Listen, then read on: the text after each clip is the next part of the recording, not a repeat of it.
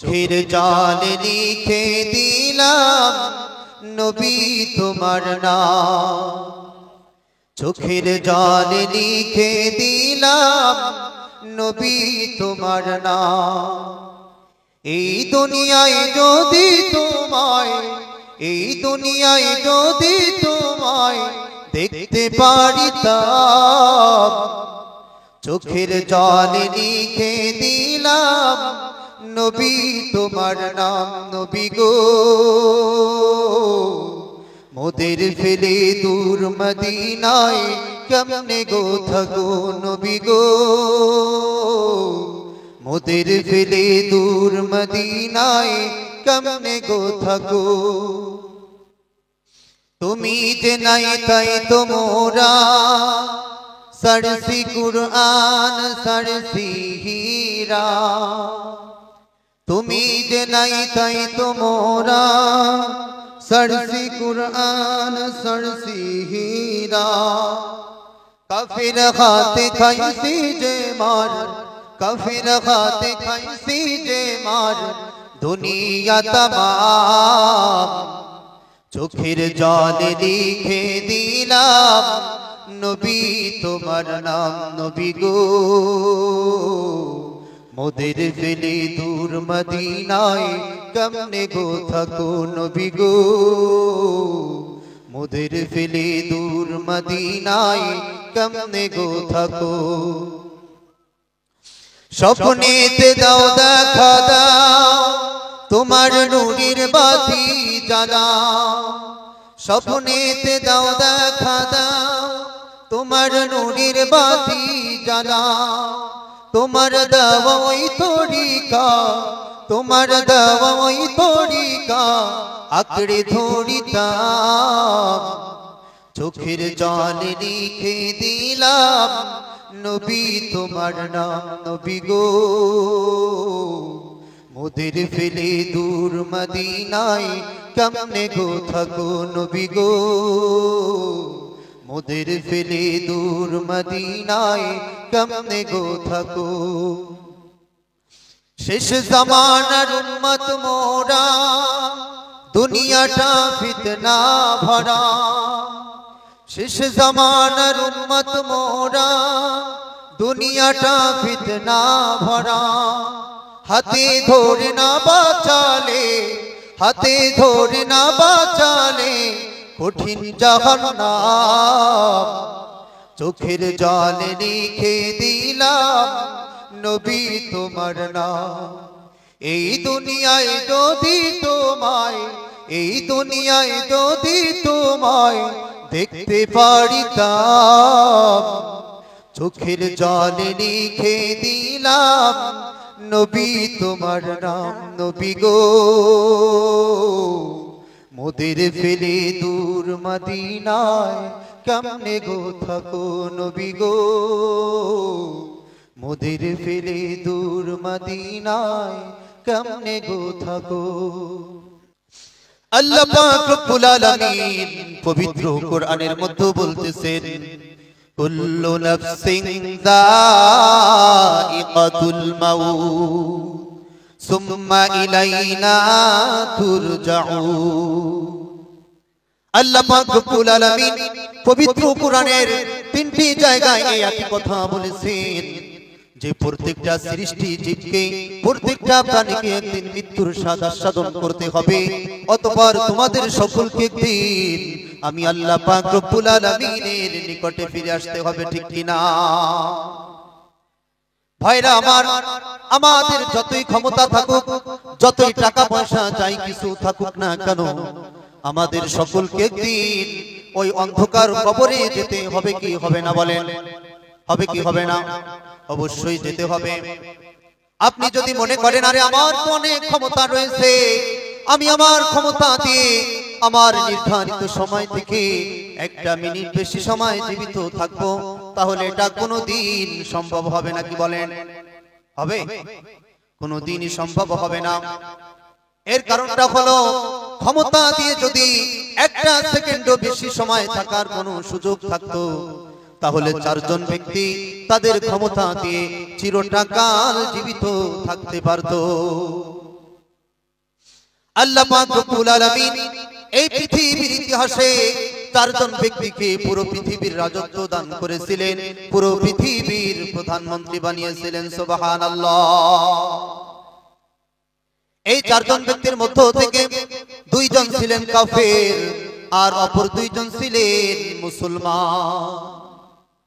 আল্লাহ পাক রব্বুল আলামিন কাফেরদের মধ্য থেকে যেই দুইজন ব্যক্তিকে পুরো পৃথিবীর রাজত্ব দান করেছিলেন তাদের মধ্যে একজন ছিলেন নমরুদ আর অপরজন ছিলেন বাদশা বখতে নাসার। অপরদিকে আল্লাহ পাক রব্বুল আলামিন মুসলমানদের মধ্য থেকে যেই দুইজন ব্যক্তিকে পুরো পৃথিবীর রাজত্ব দান করেছিলেন তাদের মধ্যে একজন ছিলেন আল্লাহর নবী হযরত সুলাইমান আলাইহিস সালাতু ওয়াস সালাম আর অপরজন ছিলেন বাদশা যুলকারনাইন। আমি যে চারজন ব্যক্তির কথা বললাম এই চারজন ব্যক্তির মধ্য থেকে একজন ব্যক্তিও কি এই মুহূর্তে দুনিয়ার বুকে জীবিত আছে নাকি বলেন? আছে? এই চারজনের মধ্য থেকে একজনও কি জীবিত আছে বলেন? একজনও কিন্তু জীবিত নেই। তাহলে এই ঘটনার দ্বারা আমরা কি বুঝলাম? আমরা বুঝলাম যে এই চারজন ব্যক্তিকে আল্লাহ পাক রব্বুল আলামিন পুরো পৃথিবীর প্রধানমন্ত্রী বানিয়েছিলেন। এরপরেও তারা যেহেতু তাদের ক্ষমতা দিয়ে তাদের নির্ধারিত সময় থেকে একটা সেকেন্ড বেশি সময় থাকতে পারে না, সুতরাং আমাদের সামান্য ক্ষমতা দিয়েও আমাদের নির্ধারিত সময় থেকে একটা সেকেন্ডও বেশি সময় থাকতে পারবো না, ঠিক কিনা? এই সম্পর্কে আল্লাহ পাক রব্বুল আলামিন পবিত্র কোরআনের একটা আয়াতের মধ্যে বলতেছেন, আল্লাহ তাআলা বলতেছেন ওয়ালি কুল্লি উম্মাতিন আজাল ফাইযা জাআ আজালুহুম লা ইস্তাখিরুনা সাআতাও ওয়া লা ইস্তাকদিমুন। প্রত্যেকটা ব্যক্তির জন্য, প্রত্যেকটা মানুষের জন্য, প্রত্যেকটা প্রাণীর জন্য একটা নির্দিষ্ট টাইম রয়েছে, একটা নির্ধারিত সময় রয়েছে। আল্লাহ তাআলা বলতেছেন লা ইস্তাখিরুনা সাআতান, আমাদের জীবনে যখন ওই নির্ধারিত সময়টা চলে আসবে তখন কাউকে আর এক সেকেন্ডও সুযোগ দেওয়া হবে না, ওয়ালা ইস্তাকদিমুন, এবং কাউকে এক সেকেন্ড পূর্বেও মৃত্যু দেওয়া হবে না। এই সম্পর্কে আল্লাহ পাক রব্বুল আলামিন পবিত্র কোরআনের আরেকটা আয়াতের মধ্যে বলতেছেন, আল্লাহ তাআলা বলতেছেন আইনা মা তাকুনু ইউদরিকুমুল মাউতু ওয়ালাউ কুনতুম ফি বুরুজিম মুশাইয়াদা। তোমরা যেখানেই থাকো না কেন, তোমরা যেখানেই অবস্থান করো না কেন, তোমরা যেখানেই পলায়ন করো না কেন, মৃত্যু কিন্তু তোমাদেরকে ধরে ফেলবে। এমনকি তোমরা যদি সুদৃঢ় দুর্গের ভিতরে অবস্থান করো, এমন কোন অট্টালিকার ভিতরে প্রবেশ করো যে অট্টালিকার ভিতরে একটা পিঁপড়া পর্যন্ত প্রবেশ করতে পারে না, এমন কোন অট্টালিকার ভিতরে যদি তুমি প্রবেশ করো এরপরেও মৃত্যু কিন্তু তোমাকে ধরে ফেলবে। মরণ থেকে পালাও তুমি, মরণ তোমায় লইবে ঘিরে। মরণ থেকে পালাও তুমি, মরণ তোমায় লইবে ঘিরে। যদিও সুদূর আকাশ পানে লুকাও সিথায় লাগিয়ে সিঁড়ি। এই মহারোগের চিকিৎসক নেই, নেই সেই ঔষধ জগতে। খুঁজিয়া কাতর হইলে কি হবে, পারিবে না তারে ফিরাতে। অর্থাৎ ভাইরা আমার, আমরা যদি মৃত্যু থেকে পালায়ন করতে করতে ওই উঁচু আসমানের উপরেও চলে যায়, এরপরেও মৃত্যু কিন্তু আমাদেরকে ধরে ফেলবে, ঠিক কিনা? এবং এই মৃত্যুই কিন্তু আমাদের জন্য শেষ কথা নয়। এই মৃত্যুর পরে আমাদের সকলকে একদিন আমার আল্লাহ পাক রব্বুল আলামিন আবার পুনরায় জীবিত করে উঠাবেন, উঠাবেন না বলেন? কবর থেকে আমাদের আবার একদিন পুনরায় জীবিত করা হবে কি হবে না? হবে কি হবে না বলেন? অবশ্যই আবারও জীবিত করা হবে। সেই দিনের সম্পর্কে আল্লাহ পাক রব্বুল আলামিন পবিত্র কোরআনের মধ্যে বলেছেন, হযরত ইসরাফিল আলাইহিস সালাতু ওয়াস সালাম যখন সিংহার মধ্যে প্রথম ফুৎকার মারবে, প্রথম ফুৎকার মারার সঙ্গে সঙ্গে এই পৃথিবীর অবস্থাটা কেমন হবে আমার আল্লাহ পাক রব্বুল আলামিন সেই কথা পবিত্র কোরআনের মধ্যে বলতেছেন। আল্লাহ তাআলা বলতেছেন ইয়াউমা ইয়াকুনুন নাসু কাল ফারাশিল মাবসুস। ইসরাফিলের প্রথম ফুৎকারের সঙ্গে সঙ্গে এই পৃথিবীর প্রত্যেকটা মানুষ সেদিন বিক্ষিপ্ত পতঙ্গের মতো নিক্ষিপ্ত হতে থাকবে। ওয়াতাকুনুল জিবালু কালইহিনিল মানফুস। আর পৃথিবীর প্রত্যেকটা পাহাড় সেদিন ধুলার মতো করে উড়তে থাকবে। সেদিন প্রত্যেকটা পাহাড় বালুর মতো করে উড়তে থাকবে। এরপর ইসরাফিল যখন 2 নম্বর ফুৎকার দিবে, 2 নম্বর ফুৎকার দেওয়ার সঙ্গে সঙ্গে আল্লাহ পাক রব্বুল আলামিনের হুকুমে তখন পৃথিবীর প্রত্যেকটা প্রাণীদের তখন মৃত্যু হয়ে যাবে। আল্লাহ পাক রব্বুল আলামিন তখন হযরত আজরাইলকে জিজ্ঞাসা করবেন, ইয়া মালাকাল মাউত আখবিরনি মাইয়াবকা। হে মৃত্যুর ফেরেশতা, তুমি আমাকে খবর দাও দুনিয়ার বুকে এখন আর কোন কোন জাতি জীবিত রয়েছে। আজরাইল তখন বলবেন, মালিক, এখন তো দুনিয়ার বুকে শুধুমাত্র তোমার জিন জাতি আর ফেরেশতারা জীবিত রয়েছে। এরপর আল্লাহ পাক রব্বুল আলামিনের হুকুমে তখন সমস্ত জিনদের জানগুলো কবজ করে নেওয়া হবে। আল্লাহ পাক রব্বুল আলামিনের পরে আবার আজরাইলকে একই প্রশ্ন করবে, ইয়া মালাকাল মাউত আখবিরনি মাইয়াবকা। হে মৃত্যুর ফেরেশতা, তুমি আমাকে খবর দাও দুনিয়ার বুকে এখন আর কোন কোন জাতি জীবিত রয়েছে। আজরাইল তখন বলবেন, মালিক, এখন তো দুনিয়ার বুকে শুধুমাত্র তোমার ফেরেশতারা জীবিত রয়েছে। এরপর আল্লাহ পাক রব্বুল আলামিন তখন আল্লাহ পাক রব্বুল আলামিনের হুকুমে তখন হযরতে আজরাইল ব্যতীত বাকি সমস্ত ফেরেশতাদের জানগুলো তখন কবজ করে নেওয়া হবে। আজরাইলকে তখন আল্লাহ তাআলা আবার ওই একই প্রশ্ন করবে, এ মালাকাল মাউত আখবিরনি মাইয়াবকা। হে মৃত্যুর ফেরেশতা, তুমি আমাকে খবর দাও দুনিয়ার বুকে এখন আর কে কে জীবিত রয়েছে। আজরাইল তখন বলবেন, আনা, অর্থাৎ আমি জীবিত রয়েছি, ওয়া আনতা, এবং তুমি জীবিত রয়েছো, ওয়া আনতাল হাইয়ুল কাইয়্যুম, আর তুমি তো খোলা চিরস্থায়ী চিরঞ্জীব, তুমি তো কখনো মরবা না। ওই সময় আজরাইল মনে মনে চিন্তা করবে যে তিনিও বুঝি জীবিত থাকবে, কিন্তু ওই সময় আমার আল্লাহ পাক রব্বুল আলামিন আজরাইলকে উদ্দেশ্য করে বলবে, মুত ইয়া মালাকাল মাউত, অর্থাৎ হে মৃত্যুর ফেরেশতা, তুইও এখন মরে যা। আজরাইলকে যখন আল্লাহ তাআলা এই কথা বলবেন, এই কথা বলার সঙ্গে সঙ্গে আজরাইলের শরীরের মধ্যে তখন খিঁচুনি শুরু হয়ে যাবে। আজরাইল তখন কাঁপতে শুরু করে দিবে। আজরাইল তখন এমন একটা চিৎকার মারবে, এমন ভয়ঙ্কর চিৎকার মারবে, ওই চিৎকারটা যদি এই পৃথিবীর মানুষেরা শুনতে পেত, তাহলে পৃথিবীর সমস্ত মানুষের কানের পর্দাগুলো ফেটে ওই সময় মৃত্যু হয়ে যেত। আজরাইল তখন আল্লাহ পাক রব্বুল আলামিনকে বলবে, ও মালিক, তুমি যখন আমাকে এই জান কবজ করার দায়িত্ব দিয়েছিলে, ওই সময় আমি যদি জানতে পারতাম যে আমার নিজের জানটাও একদিন আমার নিজেকে কবজ করতে হবে, তাহলে আমি ওই সময় তোমার কাছ থেকে ক্ষমা চেয়ে নিতাম। আমি তোমাকে বলতাম, মালিক, আমার এই দায়িত্বটা তুমি আমার ভাই জিবরিলকে দিয়ে দাও, আর জিবরিলের দায়িত্বটা তুমি আমাকে দিয়ে দাও। অথবা আমি এই কথা বলতাম, আমার এই দায়িত্বটা তুমি আমার ভাই ইসরাফিলকে দিয়ে দাও, আর ইসরাফিলের দায়িত্বটা তুমি আমাকে দিয়ে দাও। অথবা আমি এই কথা বলতাম, আমার এই দায়িত্বটা তুমি আমার ভাই মিকাইলকে দিয়ে দাও, আর মিকাইলের দায়িত্বটা তুমি আমাকে দিয়ে দাও। আল্লাহ পাক রব্বুল আলামিন তখন আজরাইলকে উদ্দেশ্য করে বলবে, ও আজরাইল, তুই যাই কিছু বলিস না কেন, তোকেও এখন মৃত্যুর স্বাদ আস্বাদন করতে হবে। আজরাইল তখন এই কথা শোনার পরে ভয়ঙ্কর রূপে একটা চিৎকার দিবে, আর ওই চিৎকারটা দেওয়ার পরে তখন সে জান্নাত আর জাহান্নামের মধ্যবর্তী স্থানে বেহুশ হয়ে পড়ে যাবে আর ওইখানে তখন তার মৃত্যু হয়ে যাবে। এরপর আল্লাহ পাক রব্বুল আলামিন হযরত ইসরাফিলকে আবার পুনরায় জীবিত করবেন ৩ নাম্বার ফুৎকার দেওয়ার জন্য।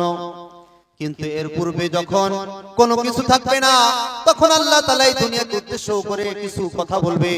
আল্লাহ তাআলা বলবে, ইয়া দুনিয়া আইনা জিবালুকি, হে দুনিয়া তোর মধ্যে যেই পাহাড়গুলো ছিল ওই পাহাড়গুলো আজ কোথায়? ইয়া দুনিয়া আইনা আনহারুকি, হে দুনিয়া তোর মধ্যে যেই পদ্মা ছিল, মেঘনা ছিল, যমুনা ছিল, ব্রহ্মপুত্র, আরো মহাসাগর, ভারত মহাসাগর, এই সমস্ত নদী নালা আর সাগরগুলো আজ কোথায়? ইয়া দুনিয়া আইনা আসমাউকি, হে দুনিয়া তোর মধ্যে যেই আসমানগুলো ছিল ওই আসমানগুলো আজ কোথায়? এই কথার উত্তর দেওয়ার মতো তখন তো আর কেউ থাকবে না। এরপরে আমার আল্লাহ পাক রব্বুল আলামিন আমাদের নবীজিকে সর্বপ্রথম তিনি পুনরায় জীবিত করবেন। এরপরে এক এক করে সমস্ত মানুষ, সমস্ত জিনদেরকে আমার আল্লাহ পাক রব্বুল আলামিন পুনরায় কবর থেকে জীবিত করে উঠাবেন। চিৎকার করে বলুন না আল্লাহু আকবার। এরপরে আমার আল্লাহ পাক রব্বুল আলামিন ওই দিনটাতে তিনি আমাদের থেকে হিসাব নিকাশ নিবেন। আর যেই দিনটাতে আমাদের থেকে তিনি হিসাব নিকাশ নেবেন ওই দিন সম্পর্কে আমার আল্লাহ পাক রব্বুল আলামিন পবিত্র কোরআনের 17 নং পারার 10 নং পৃষ্ঠার সূরা হজের প্রথম আয়াতের মধ্যে বলতেছেন, আল্লাহ তাআলা বলতেছেন, ইয়া আইয়ুহান নাসুত্তাকু রাব্বাকুম ইন্না জালজালাতাস সাআতি শাইউন আযীম। হে দুনিয়ার মানব সকল, তোমরা তোমাদের রবকে ভয় করো, তোমরা তোমাদের প্রতিপালককে ভয় করো, অর্থাৎ তোমরা আমি আল্লাহ পাক রব্বুল আলামিনকে ভয় করো। নিশ্চয়ই কিয়ামতের প্রকম্পন বড় ভয়ানক জিনিস। কেমন ভয়ানক জিনিস সেই কথা আমার আল্লাহ পাক রব্বুল আলামিন এরপরের আয়াতের মধ্যে বলতেছেন। আল্লাহ তাআলা বলতেছেন, ইয়াউমা তারাউনাহা তাযহালু কুল্লু মুরদিআতিন আম্মা আরদাআত। হে দুনিয়ার মানুষ, তোমরা সেদিন দেখতে পাবে ওই কঠিন কিয়ামতের ময়দান এতটা ভয়ঙ্কর হবে, এতটা ভয়ঙ্কর হবে যে যেই সমস্ত মহিলারা এই দুনিয়ার বুকে তাদের বাচ্চাদেরকে দুধ পান করাইতেছে, এই সমস্ত মহিলারা পর্যন্ত সেদিন তাদের দুধের বাচ্চার কথা ভুলে যাবে। আপন মা তার দুধের বাচ্চার কথা ভুলে যাবে। এটা কি কোনো সহজ বিষয় নাকি বলেন? এটা সহজ বিষয়? আপন মা তার নিজের দুধের বাচ্চার কথা ভুলে যাবে, এটা কি সহজ মনে করতেছেন? সহজ না কঠিন? এই পৃথিবীর বুকে যত বড় নিকৃষ্ট মা হোক না কেন, আপনি ওই মায়ের কাছে যদি জিজ্ঞাসা করেন যে হয়তোবা তোমার জীবন দিতে হবে, আর তা না বলে তোমার সন্তানের জীবন দিতে হবে, এই কথা যদি আপনি জিজ্ঞাসা করেন, চাদর নিয়ে যাচ্ছে আপনাদের ভিতরে, যারা দিবেন চাদরে দিয়ে দিয়ে। এই পৃথিবীর যত বড় নিকৃষ্ট মহিলা হোক না কেন, তাকেও যদি বলা হয় যে তোমার নিজের জীবন দিয়ে দিতে হবে অথবা তোমার সন্তানের জীবন দিয়ে দিতে হবে, এই কথা বললে পৃথিবীর প্রত্যেকটা মা তখন বলবে প্রয়োজনে আমার জীবনটা নিয়ে নাও আর আমার সন্তানের জীবনটা ভিক্ষা দিয়ে দাও। এই কথা আমাদের মায়েরা বলবে কি বলবে না বলেন? বলবে কি বলবে না? অবশ্যই বলবে। অথচ এই কঠিন কিয়ামতের ময়দানে এই প্রত্যেকটা মহিলারা সেদিন তাদের ওই সমস্ত বাচ্চাদেরকে, যাদেরকে তারা দুধ পান করাইতেছে, এই দুধের বাচ্চাদের কথা পর্যন্ত সেদিন তারা ভুলে যাবে।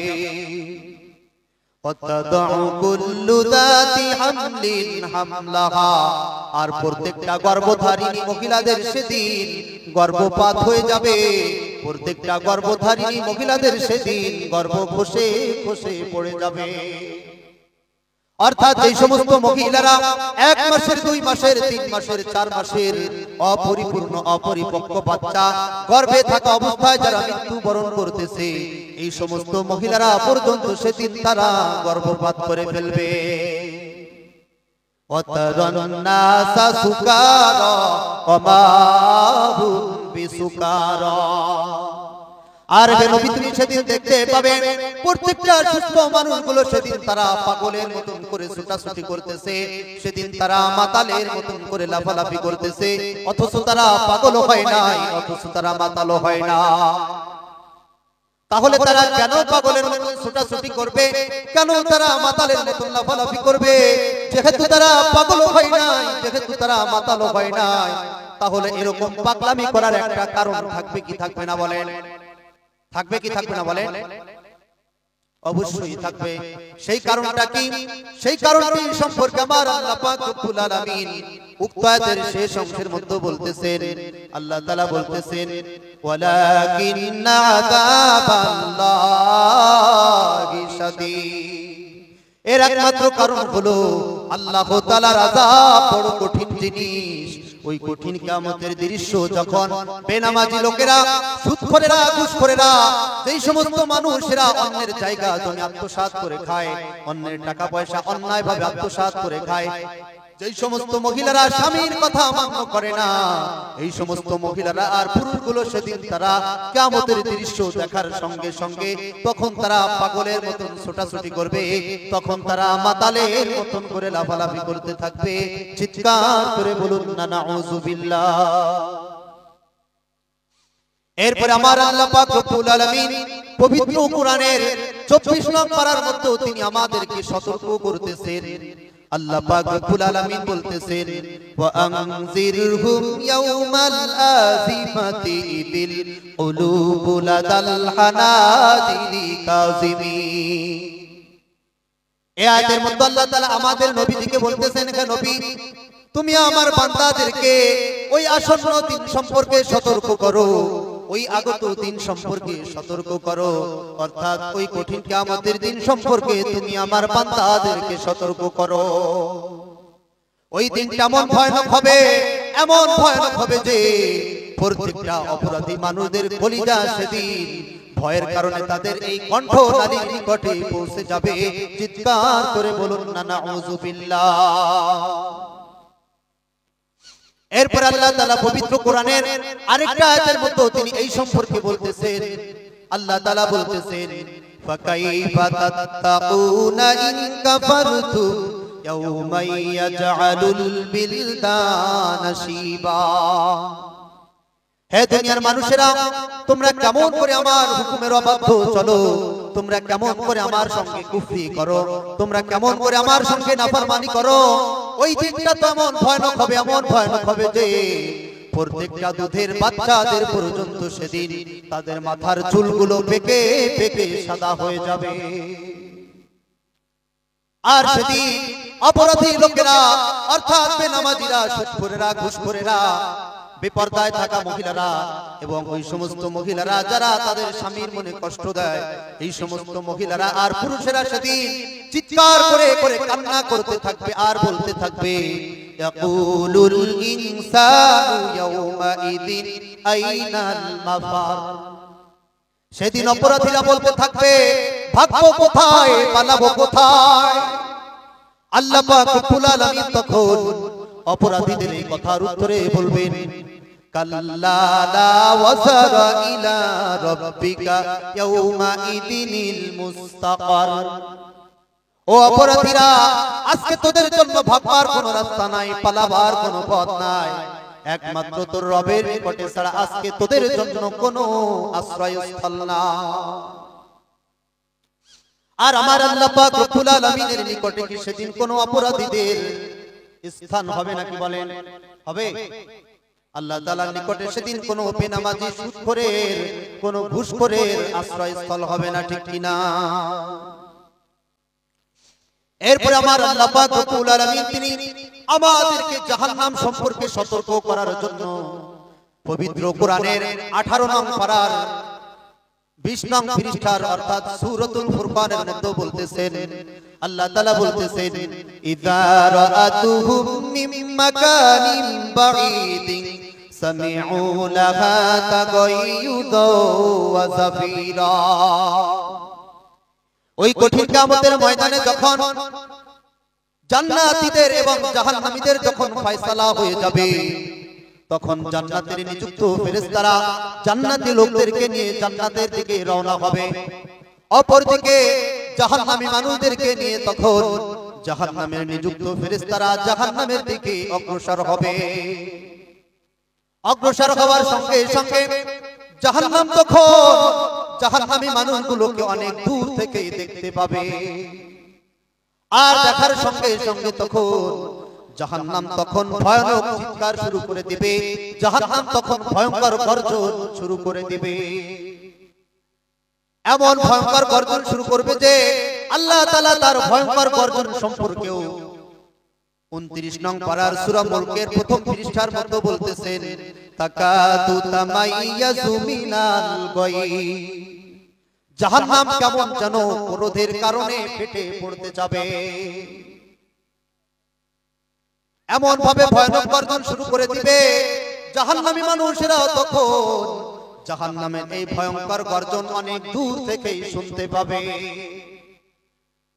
এরপরে জাহান্নামীদের কেমন অবস্থা হবে সেই কথাও আমার আল্লাহ পাক রব্বুল আলামিন এর পরের আয়াতের মধ্যে বলতেছেন।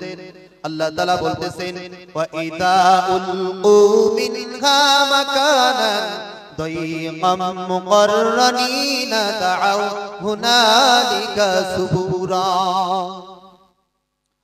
এরপরে জাহান্নামী মানুষগুলোকে তখন জাহান্নামের ওই সংকীর্ণ গর্তের মধ্যে নিক্ষেপ করা হবে। জাহান্নামীদেরকে তখন জাহান্নামের ওই চিকন গর্তের মধ্যে ফেলে দেওয়া হবে। আর তখন জাহান্নামী মানুষেরা জাহান্নামের ওই ভয়ঙ্কর শাস্তি তখন তারা সহ্য করতে পারবে না, তখন তারা বরদাশত করতে পারবে না। আর এই কারণে জাহান্নামী মানুষেরা তখন আল্লাহ পাক রব্বুল আলামিনের কাছে এরকম দুটি হাত উত্তোলন করে কাকুতি মিনতি করবে। জাহান্নামীরা তখন বলবে, মালিক তুমি আমাদেরকে জাহান্নামের মধ্যে মৃত্যু দিয়ে দাও, অথবা তুমি আমাদেরকে জাহান্নামের মধ্যে একেবারে ধ্বংস করে দাও। আল্লাহ পাক রব্বুল আলামিন তখন জাহান্নামীদের এই কথার উত্তরে বলবে, আল্লাহ তাআলা বলবেন, লা তাদউল ইয়াউমা সুবুরাও ওয়াহিদাও ওয়াদউ সুবুরান কাসীরা।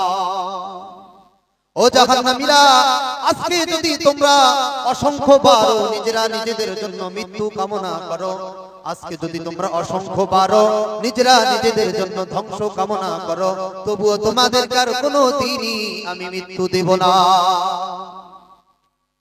এর কারণটা হলো জাহান্নামের মধ্যে যদি কোনো ব্যক্তিকে মৃত্যু দিয়ে দেওয়া হয় তাহলে তো সে জাহান্নামের শাস্তি একবার ভোগ করার পরে মৃত্যুবরণ করার কারণে সে জাহান্নাম থেকে মুক্তি পেয়ে গেল। এই জন্য জাহান্নামীদেরকে আর কোনো দিনই মৃত্যু দেওয়া হবে না, আর জান্নাতীদেরকেও জান্নাতের মধ্যে আর কোনো দিন মৃত্যু দেওয়া হবে না। ঠিক কিনা?